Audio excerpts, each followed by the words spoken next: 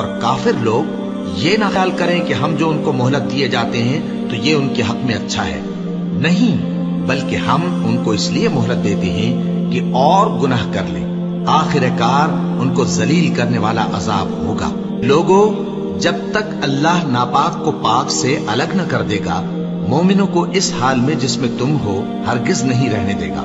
اور اللہ تم کو غیب کی باتوں سے بھی مطلع نہیں کرے گا، البتہ اللہ اپنے پیغمبروں میں سے جسے چاہتا ہے منتخب کر لیتا ہے۔ سو تم اللہ پر اور اس کے رسولوں پر ایمان رکھو، اور اگر ایمان پر قائم رہو گے اور پرہیزگاری کرو گے تو تم کو اجر عظیم ملے گا۔ جو لوگ مال میں جو اللہ نے اپنے فضل سے ان کو عطا فرمایا ہے بخل کرتے ہیں، وہ اس بخل کو اپنے حق میں اچھا نہ سمجھیں، وہ اچھا نہیں بلکہ ان کے لیے برا ہے۔ وہ جس مال میں بخل کرتے ہیں قیامت کے دن اس کا طوق بنا کر ان کی گردنوں میں ڈالا جائے گا، اور آسمانوں اور زمین کا وارث اللہ ہی ہے، اور جو عمل تم کرتے ہو اللہ کو معلوم ہے۔